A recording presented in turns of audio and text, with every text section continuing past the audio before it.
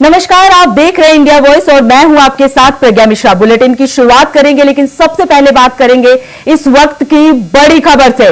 लखनऊ से इस वक्त की बड़ी खबर आपको बता दें, आय से अधिक संपत्ति में 2 रिटायर्ड इंजीनियरों पर केस लगी है। आपको बता दें कि विजिलेंस जांच में सीडीएमसी के 2 पूर्व अधिकारी दोषी जेपी मणि, सुशील कुमार वर्मा आय से अधिक संपत्ति में दोषी पाए गए हैं। तो ये इस वक्त की बड़ी खबर आपको लखनऊ से बता दें कि 2 अधिकारियों पर संपत्ति में अधिक से आय रखने का दोषी करार दिया गया है। आपको बता दें कि संपत्ति में दोषी भ्रष्टाचार निवारण अधिनियम के तहत इन पे एफआईआर भी दर्ज किया गया है।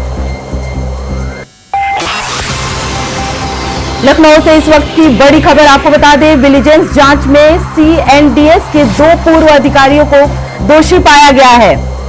जेपी मणि, सुशील कुमार वर्मा आय से अधिक संपत्ति में दोषी पाए गए हैं। तो ये इस वक्त की बड़ी खबर आपको लखनऊ से हम बता रहे हैं।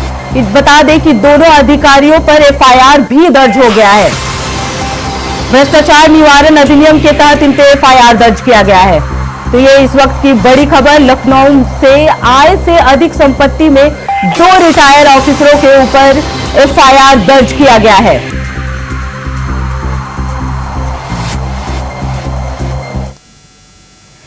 केंद्र सरकार ने 25 जून को संविधान हत्या दिवस के तौर पर मनाने की घोषणा कर दी है। आपको बता दें, केंद्रीय गृह मंत्री अमित शाह ने शुक्रवार यानी 12 जुलाई को सोशल मीडिया पर एक पोस्ट कर इसकी जानकारी दी। सरकार ने इसका नोटिफिकेशन भारत के राजपत्र में भी जारी कर दिया है। साथ ही शाह ने अपने सोशल मीडिया पर पोस्ट में लिखा कि 25 जून 1975 को तत्कालीन प्रधानमंत्री इंदिरा गांधी ने अपनी तानाशाही मानसिकता को दर्शाते हुए देश में आपातकाल लगाकर भारतीय लोकतंत्र की आत्मा का गला घोट दिया था। लाखों लोगों को अकारण जेल में डाल दिया गया और मीडिया की आवाज को दबा दिया गया था। वहीं दूसरी तरफ कांग्रेस ने सरकार के इस फैसले को एक और सुर्खियां बटोरने वाली कवायद बताया है। कांग्रेस नेता जयराम रमेश ने कहा, ये नॉन बायोलॉजिकल प्रधानमंत्री की एक और सुर्खियां बटोरने वाली कवायद है, जिसने 10 साल तक अघोषित आपातकाल लगाया था। उसके बाद भारत के लोगों ने उसे 4 जून 2024 को एक निर्णायक व्यक्ति और राजनीतिक और नैतिक हार दी।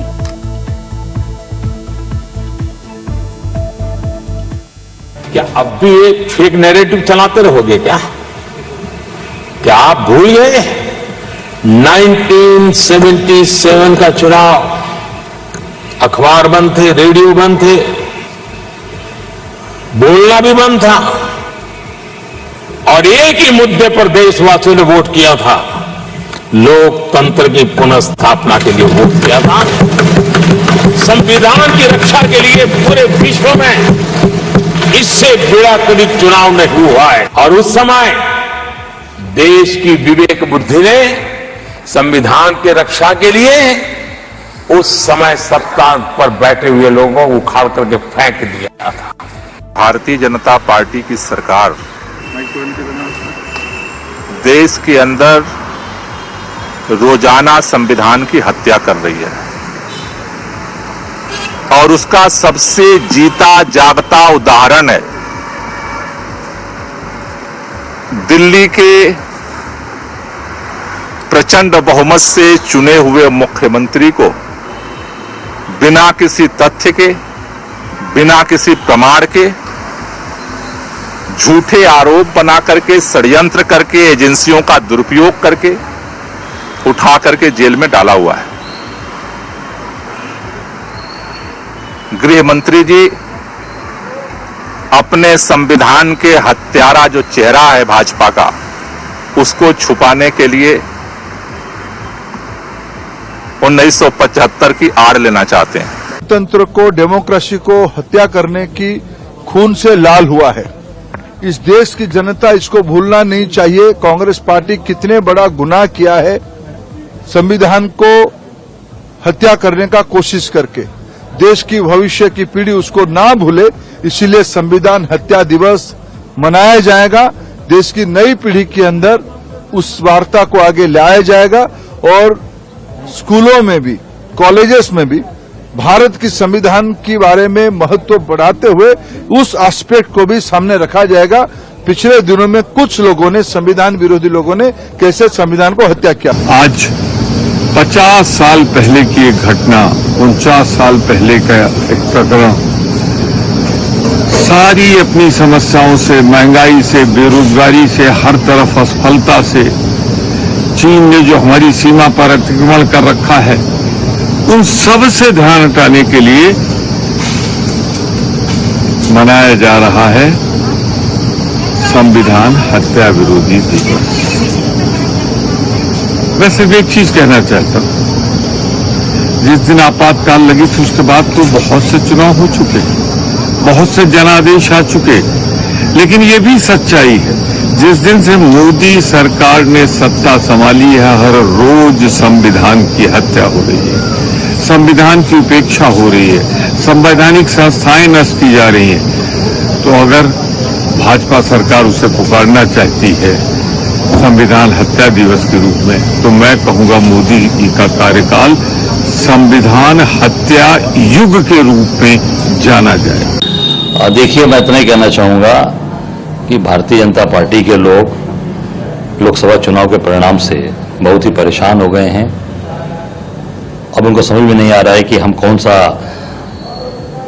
रास्ता अख्तियार करें, कौन सा हथियार इस्तेमाल करें जिससे इंडिया गठबंधन की चीज़ों को रोक सकते हैं। इमरजेंसी की बात कर रहे हैं बार बार, अब इन्होंने तमाम कार्यक्रम भी उस पर किए, पर कोई कार्यक्रम सक्सेस नहीं हुआ। कारण ये है कि जो सबसे खराब स्थिति में देश खड़ा है, महंगाई, बेरोजगारी, भ्रष्टाचार। कल एक वीडियो मैंने देखा गुजरात का, जिस गुजरात के मॉडल पे इन्होंने पूरे देश के अंदर कहा कि भाई गुजरात मॉडल है हमारा, सबसे अच्छा है, पूरे हम देश को गुजरात मॉडल बना देंगे। वो गुजरात मॉडल भरूच में एक छोटे से होटल में इंटरव्यू, सैकड़ों हजारों बच्चे उस पर गिर रहे हैं, ये स्थिति सामने दिख रही है। कितनी बार हो चुका, मतलब एक वीडियो आ गया आज, पर कितनी चीज ऐसी हो चुकी होंगी कि भूरी भूरी प्रशंसा, जिसमें 25 जून को संविधान की हत्या दिवस के रूप में मनाने का फैसला किया है, ये लोकतंत्र पर सबसे बड़ा प्रहार था। मुझे भी आपातकाल में जेल जाने का मौका मिला था, परिवारजनों को भी तकलीफ हुई, मित्रजनों को भी तकलीफ हुई, और हमारे उस पराक्रम को आज मान्यता मिली है, ये प्रसन्नता है। बीजेपी के कई वरिष्ठ नेताओं ने लगातार कहा था कि अगर इस बार हम लोग 400 पार लाकर केंद्र में सरकार बना लेंगे तो संविधान बदल देंगे। इस तरह की बातें भी कई नेताओं ने कही, जो कि आप सभी जानते हैं। और लगातार इस देश में जिस तरह से सांप्रदायिक सद्भाव बिगाड़ने का प्रयास भाजपा कर रही है, तमाम तरह के मॉब लिंचिंग से लेकर तमाम चीजें हो रही हैं, मणिपुर हिंसा की बात है, महिलाओं को भी कहाँ बराबरी का दर्जा मिल रहा है इस देश में, जाति और धर्म को लेकर हर जगह दंगे, फसाद, मनमुटाव, ये तमाम चीजें देखने को मिल रही है।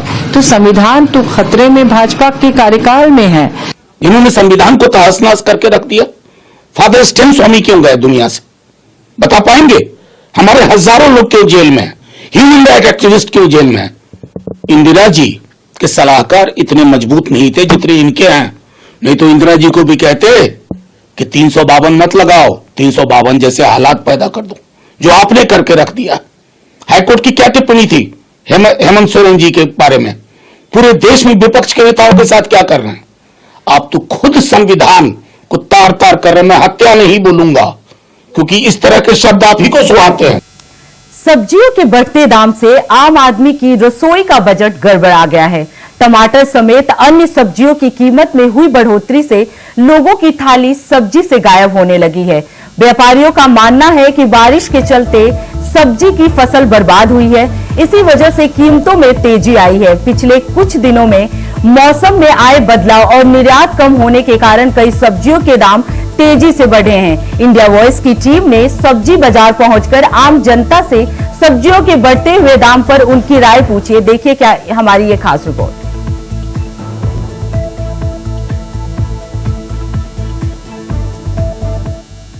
है जिससे आम जनता काफी परेशान है, और इस समय इंडिया वाइज की टीम जो है सब्जी बाजार में है, यहाँ पे आम जनताओं से भी राय ले रही है कि सब्जियों के दाम में जो है अचानक जो वृद्धि आई है। टमाटर जो है 100 रुपए किलो बिक रहा है, जबकि इससे पहले जो है टमाटर 10 से 20 रुपए किलो बिकता था। आलू 25 रुपए किलो थी, आज 40 से 50 रुपए में बिक रही है। वही तुरई 10 रुपए किलो थी, आज तुरई जो है 40 से 50 रुपए किलो बिक रही है। मिर्चा जो है 10 रुपए में 250 ग्राम मिलता था, आज 20 रुपए मिल रहा है। तो ये माना जा रहा है कि सभी सब्जियों के दाम में जो है अचानक वृद्धि आई है, इससे आम जनता पे काफी महंगाई का बोझ पड़ा है। और यहाँ पे कुछ लोग भी हैं, उनसे हम बात करते हैं, क्या कहेंगे सब्जियों के दाम में अचानक वृद्धि क्यों हुई? सब्जी तो बहुत महंगी हो गई है सर। सब्जी आज के 10-15 दिन पहले वो सब्जी का दाम जैसे टमाटर है, आलू मतलब आलू भी है, कोई भी है, मतलब क्या रेट थी और आज क्या रेट? आज का रेट ये 100 रुपए किलो टमाटर है सर। 100 रुपए किलो टमाटर है, 60 रुपए किलो। इससे पहले जो 10-15 दिन पहले मतलब जो 10 रुपए किलो, 20 रुपए किलो, बहुत अच्छा टमाटर अगर था तो 20 रुपए किलो है, और वो 10 रुपए किलो था। तुरई तरुई तो 60 रुपए किलो। इससे पहले क्या? इससे पहले वही 10-20 रुपए किलो थी अच्छी तरुई। तो महंगाई बहुत है, महंगाई तो बहुत ज्यादा आसमान छू रही है महंगाई। हम लोग जो छोटे आदमी वो परेशान हैं। क्या वजह है जो अचानक जो है महंगाई आ गई? अरे क्या वजह है, ये बारिश के ये चलते समय से सब्जियां सब सारी जो है खराब हो चुकी है। बाहर से भी नई माल आ रहा है, जो किसान लोग, बड़े बड़े किसान लोग बाहर में जो है वो सब गाड़ियां सब रुकी पड़ी है। तो महंगाई इसीलिए महंगाई बढ़ी है। क्या नाम पड़ता? हमारा नाम अशोक मौर्य। तो यहाँ पे जो अशोक मौर्य है, उनका साफ तौर पे कहना है कि 15 दिन से पूर्व जो थी सब्जियों के दाम में काफी कमी थी, लेकिन अचानक जो है वृद्धि हो गई है और सब्जियों के सभी दाम बढ़े हुए, चाहे वो भिंडी हो, चाहे टमाटर हो, चाहे तुरई हो, चाहे आलू हो, सभी में वृद्धि बढ़ी है। और भी यहाँ पे कुछ लोग हैं, उनसे भी यहाँ पे हम बात करते हैं, क्या कहें? बहुत ज्यादा वृद्धि है, ये बरसात न बहुत ज्यादा वृद्धि है। आलू 40 रुपया है, मिर्चा 20 रुपया है, तो हर चीज की महंगाई हो गई। तो क्या करेंगे किसान लोग के? तो आम जनता परेशान है, आम जनता तो बहुत ज्यादा परेशान है। आम जनता तो क्या करे, कहाँ से? इससे पहले भी महंगाई परेशान थी, अब सब्जी भी महंगी हो, सब्जी महंगी हुई, इससे ज्यादा पहले परेशान है, अब हो जाता है ये। तो खाना है तो लेने हैं। तो यहाँ पे जो लोग भी हैं, उनका ये भी यहाँ पे कहना है कि जो वृद्धि हुई है तो सब्जियों में भी महंगाई छा गई है। जहाँ पे लोग जो है 100 रुपए में झोला भर जाता था, वही अब 500 रुपए में भी उनका झोला नहीं भरता है। तो इस साफ तौर पे माना जा रहा है कि महंगाई जो है इस समय चरम सीमा पे है। यहाँ पे कुछ और भी लोग हैं। सब्जियों के दाम में बहुत ज्यादा वृद्धि हो गई है। पहले टमाटर जो है 20 रुपए 30 रुपए किलो मिलता था, आज 100 रुपए किलो मिल रहा है। तोरी का रेट आप अगर ले लीजिए तो पुराना रेट 15 से 20 रुपए था, आज 40 रुपए किलो मिल रहा है। हरा मिर्चा 10 रुपए पाव था, जो आज 20 रुपए मिल रहा है। ऐसा सारी हरी सब्जियों का रेट बढ़ चुका है। भिंडी का भी रेट जो है वो काफी बढ़ चुका है। पहले 20 रुपए में था, अब जो है भिंडी 45 रुपए और 50 रुपए में मिल रही है। इस तरह से हरी सब्जियों का रेट बहुत सारा बढ़ गया है। तो महंगाई कमर तोड़ रही है। महंगाई कमर क्या, बहुत ज्यादा कमर तोड़ रही है। किसान के पॉकेट में बहुत ज्यादा असर पड़ रहा है। गरीब आदमी हरी सब्जी खाने में असमर्थ है। क्या नाम पड़ता? मेरा नाम अमर बहादुर सिंह है। तो उनसे हम बात करते हैं, क्या कहेंगे दादा, सब्जियों में कितनी महंगाई है? बहुत बड़ी महंगाई है भैया। कद्दू 40 रुपए किलो है, तरोई 40 रुपए किलो है, प्याज 40 रुपए किलो है। अचानक कितने दिनों से वृद्धि आ गई? ये अचानक लगभग 15-20 दिन से। यहाँ पे जो लोग हैं उनका भी यहाँ पे कहना है कि जो सब्जियों के दाम है अचानक 15 दिन बढ़ गए हैं, और वजह यह मानी जा रही है कि जो बारिश का मौसम चल रहा है उसकी वजह से जो है सब्जियों के दाम में 2 गुना वृद्धि हो गई है। आम जनता की कमर टूटती हुई नजर आ रही है। सहयोगी रमेश पांडे के साथ विनय मिश्रा, इंडिया वाइस, अयोध्या। दिल्ली शराब घोटाला मामले में दिल्ली के मुख्यमंत्री अरविंद केजरीवाल को सुप्रीम कोर्ट से बड़ी राहत मिली है। ईडी वाले मामले में अरविंद केजरीवाल को सुप्रीम कोर्ट ने अंतरिम जमानत दे दी है। सुप्रीम कोर्ट ने इस मामले को 3 जजों वाली बेंच को भेज दिया है। बता दें कि अरविंद केजरीवाल ने ईडी की गिरफ्तारी को चुनौती दी थी।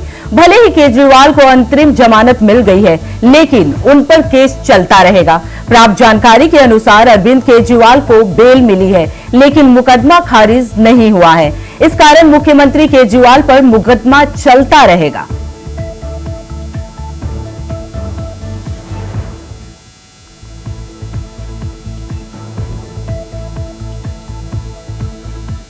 ने आज अरविंद केजरीवाल जी को अंतरिम जमानत दी है और ये कहा है कि उनको जो है इस मैटर में अंतरिम जमानत दी जाती है और जो इशू है सेक्शन 19 का और नीड फॉर अरेस्ट का, उसको जो है रेफर किया गया है लार्जर बेंच में।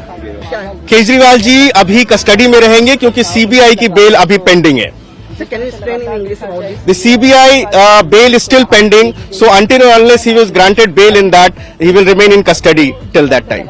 This is a victory. This is a great judgment, and it is a very historical judgment. No, the court basically observed that insofar as his arrest is concerned, there are certain aspects on necessity of arrest, whether it was necessary or not, legal aspects, which have to be examined by a larger bench. So they have not finally pronounced on that. But they said Mr. Kejriwal has undergone a large period of incarceration already. He has stayed in jail and therefore directed his release on bail immediately in the Enforcement Directorate matter. So therefore the question is, ED arrest under the Prevention of Money Laundering Act, that is PMLA. There is a section 19 which has a certain threshold of arrest, which is like you have to have a prima facie, you have to have a view that the person is prima facie guilty.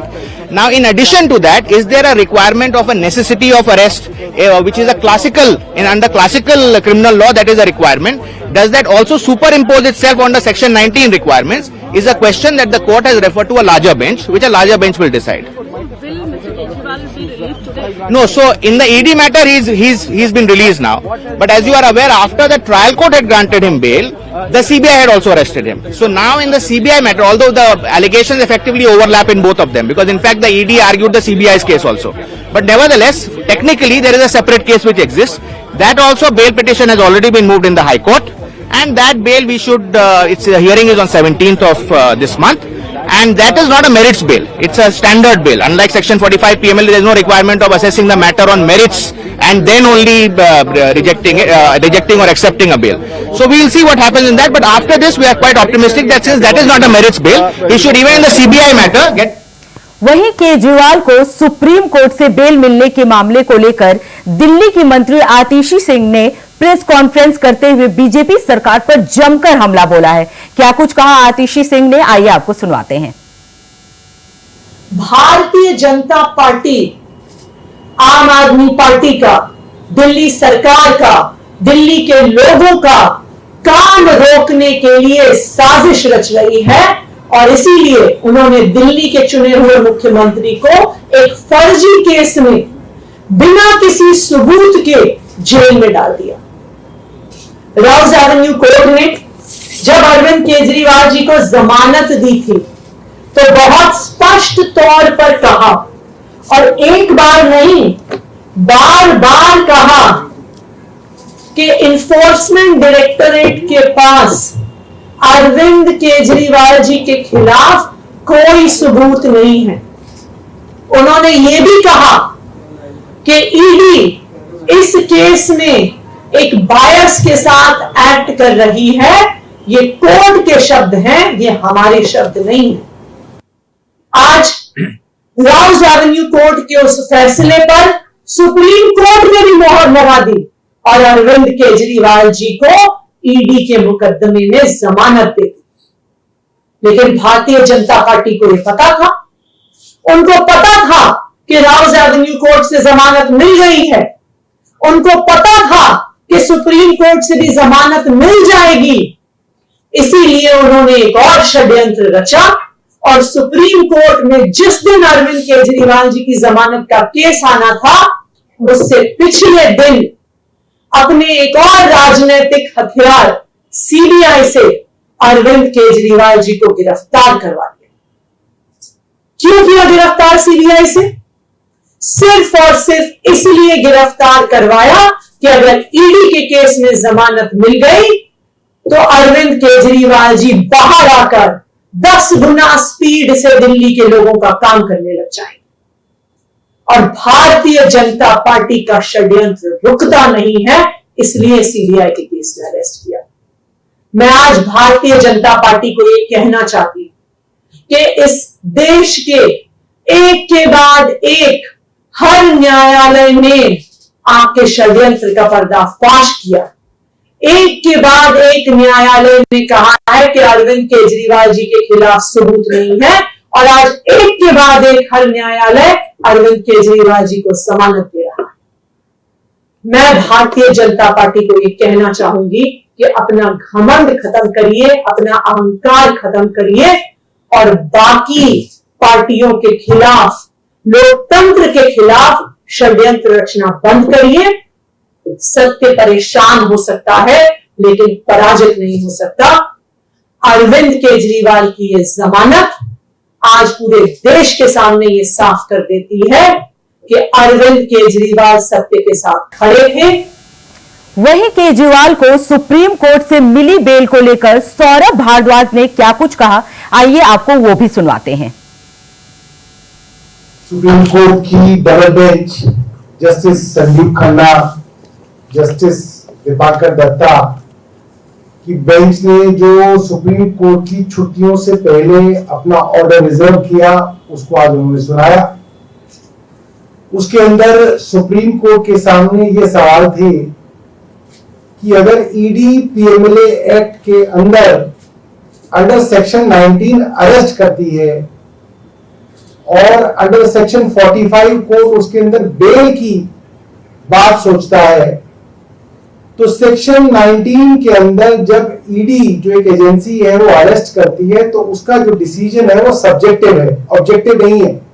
कोई तय सिद्धांत नहीं है किस पे वो arrest कर रहे हैं, और वो सेक्शन 19 बेसिकली उन अफसरों की ओपिनियन है। तो बेल के सिद्धांत ये है कि अगर बेल मिलना किसी कानून के अंदर कठिन है तो उसके अंदर अरेस्ट का थ्रेशोल्ड भी हाई होना चाहिए।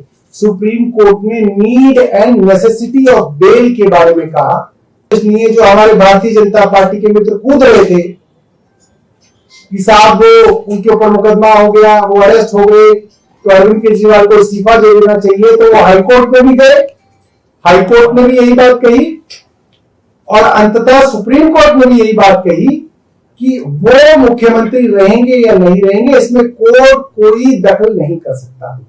ये बात आपके सामने रखी और मैं अपनी तरफ से उन सभी लोगों को बधाई देना चाहता हूं जो इस केंद्र सरकार के अत्याचार से पिछले कई सालों से लड़ रहे हैं और खास तौर पे पीएमएलए के कारण उनके ऊपर अलग अलग मौकों पे अत्याचार किया जा रहा है। देखिए बार बार पहले सुप्रीम कोर्ट ने इंटरिम बेल दी, पीएमएलए में मिलती नहीं है, उन्हें मिली, फिर लोअर कोर्ट में न्यायबिंदु जी ने उनको बेल दी, अब देश की हाईएस्ट कोर्ट ने उनको इंटरिम बेल दे दी। आप इस बात को समझिए, जैसे ही न्यायबिंदु जी ने अरविंद केजरीवाल को ईडी के मामले में बेल दी थी, ये बात केंद्र सरकार को समझ में आ गई थी कि अब नहीं बहस पानी में, अब अरविंद केजरीवाल बाहर निकलने वाले हैं। इसीलिए सीबीआई जो है रातों रात अरविंद केजरीवाल के यहां गई, तिहाड़ के अंदर उनको उन्होंने अरेस्ट किया, 2 दिन के लिए फॉर्मेलिटी के लिए जो है 3 दिन की उनकी जो है इंटेरोगेशन करी और जो है ये कह दिया कि जी इन्होंने सीबीआई ने भी इनको अरेस्ट कर रखा, सिर्फ इसलिए कि कहीं गलती से अरविंद केजरीवाल जी की बेल सुप्रीम कोर्ट में हो गई तो उनको उसके बाद भी जो है जेल में रखा जाए। बट मैं मानता हूं पीसी एक्ट जो होता है, प्रिवेंशन ऑफ करप्शन एक्ट जो होता है, वो मोटे तौर पे सीआरपीसी से गवर्न होता है, जिसके अंदर bail is a matter of right. इस सीबीआई की बेल के अंदर सीबीआई को साबित करना पड़ेगा कि इनको जेल में क्यों रखना है।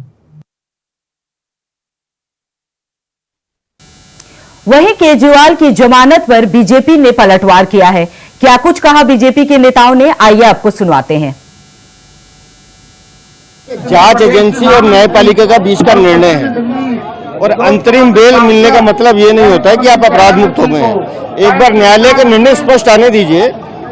लेकिन ये दिल्ली की जनता अच्छे से जानती है कि अरविंद केजरीवाल ने जिस तरह से शराब नीति में घोटाला किया है, चोरी की है, उसी तरह से नया स्कैम बिजली का है जिसमें दिल्ली की जनता को लूटने की साजिश की जा रही है। अगर दिल्ली की जनता की जेब में डाका डालना, दिल्ली की जनता को लूटना, अगर ये आम आदमी पार्टी की जीत है तो वो जीत मनाए।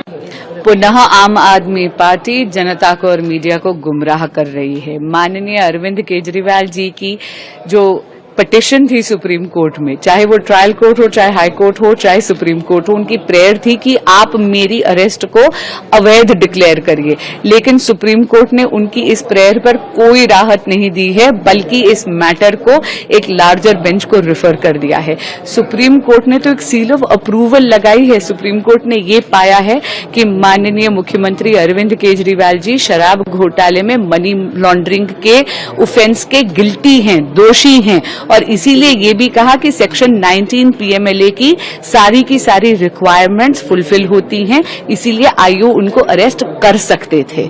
ये जो इंटरिम बेल मिली है ये बस इसलिए मिली है क्योंकि एक point of law larger bench को भेजा गया है।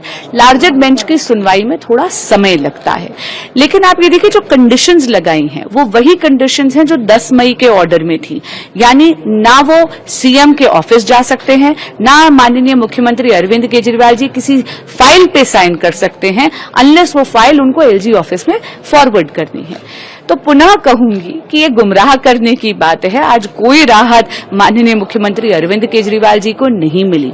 हाँ, एक इशारा जरूर मिला है honourable supreme court of India से, वो ये कि जब भी एक कॉन्स्टिट्यूशनल फंक्शनरी यानी जैसे केजरीवाल जी हो गए वो एक अभियुक्त के तौर पर एक स्कैम में लिप्त होते हैं तो उनको त्यागपत्र देना चाहिए। पर क्या करे, माननीय मुख्यमंत्री अरविंद केजरीवाल जी तो सत्ता के मुंह में मदमस्त है और दिल्ली की जनता उनकी जिद के कारण त्रस्त है। इंटरिम बेल कोई किसी जो किए हुए क्राइम से राहत नहीं होती है। इंटरिम बेल होती है कि जब तक केस चल रहा है वो जेल से बाहर रह सकते हैं, लेकिन कहीं पर भी इंटरिम बेल का मतलब ये नहीं है कि केजरीवाल जी ने घोटाला नहीं किया है, वो स्कैम में नहीं है। तो इंटरिम बेल अपने आप में क्वेश्चन खड़ा कर रही है कि हाँ दोषी है, लेकिन क्योंकि दिल्ली की जनता भुगत रही है तो सुप्रीम कोर्ट ने शायद इस बात को मानते हुए उन्हें बाहर रहकर अपना काम करने की इजाजत दी है, लेकिन उन्हें स्कैम के घोटाले से मुक्त नहीं किया है। सुप्रीम कोर्ट ने इंटरिम बेल दी है, परंतु कोई मुकदमा खारिज नहीं हुआ। मुकदमा उनके खिलाफ चलेगा, भ्रष्टाचार का मामला उनके खिलाफ है। ईडी और सीबीआई के पास सबूत हैं और सबूतों के आधार पर मुकदमा चलेगा। ये माननीय न्यायालय का निर्णय है। माननीय न्यायालय का संवैधानिक संस्था के निर्णय को हम लोग हमेशा स्वागत करते हैं, स्वीकार करते हैं, लेकिन जब माननीय न्यायालय सजा देती है तो आंदोलन करने वाले, और जब जमानत देती है तो ढोल बजाने वाले, ये संविधान विरोधी मानसिकता के लोगों से पूछना चाहिए कि जिनको संविधान में विश्वास नहीं है और संविधान को लेकर के जनता को भरमाते थे, चुनाव में संविधान के नाम पर वोट प्राप्त करने का जो खेल खेले हैं, उन संविधान विरोधी मानसिकता से पूछिए कि जब माननीय न्यायालय का निर्णय होता है तो उसको स्वीकारने में इतनी तकलीफ क्यों होती है। जमानत भी वही देता है, सजा भी वही देती है, इसमें एनडीए गठबंधन की कोई भूमिका नहीं होती है, लेकिन जनता को बरगलाने का खेल ये लोग खेलते हैं, क्योंकि ये लोग भ्रष्टाचारी हैं, परिवारवादी हैं, समाज को लड़ाने वाले, देश को कमजोर करने वाले मानसिकता के लोगों को माननीय न्यायालय नजर रखती है। फिलहाल इस बुलेटिन में इतना ही। देश दुनिया की तमाम बड़ी खबरों के लिए देखते रहिए इंडिया वॉइस। तब तक के लिए नमस्कार।